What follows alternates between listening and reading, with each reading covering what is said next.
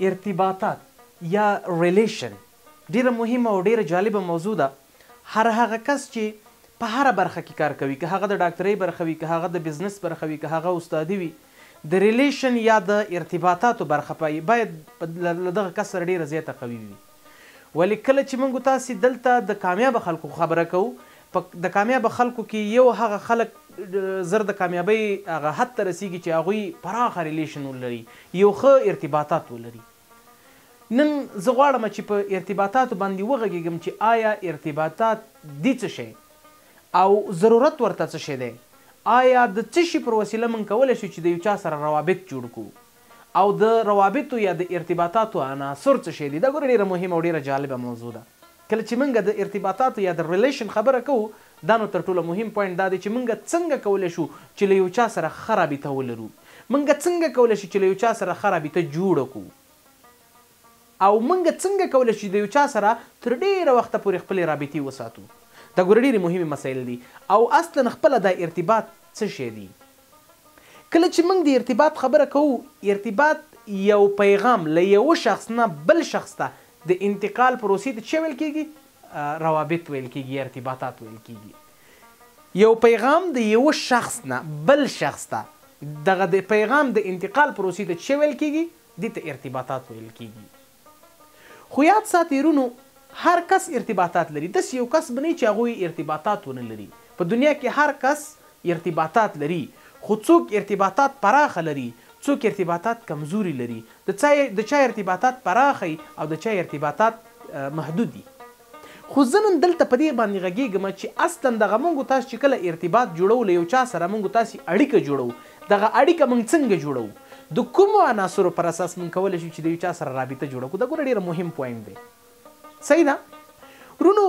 کله چې موږ د ارتباط د عناصرو خبره کوو، یعنی د ارتباطاتو عناصر وایو، ارتباطات په کل کې 4 لوی عناصر لري چې د دغې عناصرو پر اساس موږ کولی شو چې له یو بل سره ارتباطات جوړ کړو او یو بل سره موږ تاسې خپله اړیکه وپالو. لومړی خبره چې د ارتباطاتو د عناصرو په برخه کې ده، هغه هم یوه دا ده چې پیغام ورکوونکی دی. دغه پیغام چې انتقالوي بل کس ته، یعنی پیغام ورکوونکی، دا کس هم په خپله د ارتباطاتو یو عناصر دی. کله چې موږ د عنصر خبره کوو، نو پیغام ورکوونکی خپله د ارتباط جوړونې یوه برخه کیدلی شي. دوهمه برخه بیا دا ده چې پیغام اخیستونکی دی. زه چې یو پیغام چاته لیږم، زه پیغام ورکوونکی یم. څوک چې زما دا پیغام اخلي، هغه څوک دی؟ هغه پیغام اخیستونکی دی. دا یې دوهمه برخه، دوهم جز او دوهم عنصر د ارتباطاتو د جوړونې دی. درېیمه برخه دا ده چې پیغام دی. زه چې یو چاته پیغام لیکم، خو کوم ډول پیغام لیکم؟ او هغه کس چې پیغام اخلي، هغه به څه ډول پیغام له مانه اخلي؟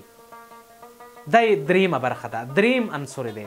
څلورمه برخه یې دا ده چې آیا دغه پیغام زه لیږم بل کس ته، د څه شي په وسیله یې لیږدم؟ یعنې د پیغام د لیږلو پروسه ده، د پیغام د لیږلو وسیله ده. صحیح ده؟ نو په کل کې ارتباط د 4 عناصرو پر وسیله جوړېدی شي.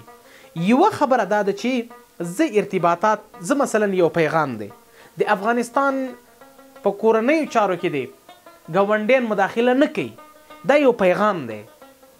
صحیح شوه؟ زه دا پیغام استم، زه پیغام ورکوونکی یم. زما پیغام دا ده چې ګاونډیان د افغانستان په کورنیو چارو کې مداخله نه کوي، دا مې یو پیغام دی. صحیح ده؟ پیغام چاته استم؟ اړوند مخاطب مې څوک دی؟ چاته دغه پیغام استم؟ هغه پیغام اخیستونکی دی.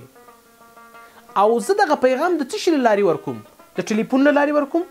آیا یو بای رټن یو شی ورته لیکم، او که نه اورل خپله پیس ټو پیس ورسره کینم، مخامخ ورسره کینم؟ نو د پیغام د لیږدولو پروسې نه مطلب دا دی چې موږ یو چاته پیغام ورکوو. اوله خبره دا ده چې دغه پیغام چې زه لیږدم، یعنی لیږم بل چاته، د څه شي پر وسیله لیږم؟ آیا زما دغه پیغام باید اورل وي؟ آیا زما دغه پیغام د ټلیفون له لارې وي؟ آیا زما دغه پیغام د لیکلې په بڼه وي؟ نو دا د پیغام هغه د لیږلو پروسه ده چې موږ باید پیغام څنګه ولیږو. نو په کل کې لیدونکو، ارتباطات یا ارتباطات هغه پیغام څخه عبارت دی چې له یو شخص نه بل شخص د پیغام د لیږدولو پروسې ته چې ویل کېږي ارتباطات ویل کېږي. له یو شخص نه بل شخص ته د ارتباطاتو یعنی د پیغام د لیږدولو پروسې ته ارتباطات ویل کیږي او ارتباطات په کل کې 4 عناصر لري: پیغام ورکوونکی، پیغام اخیستونکی، خپل پیغام او د پیغام د لیږدولو پروسه. پیغام د څه شي پر وسیله لیږم، پیغام اخیستونکی به زما دغه پیغام د څه شي پر وسیله باندې اخلي.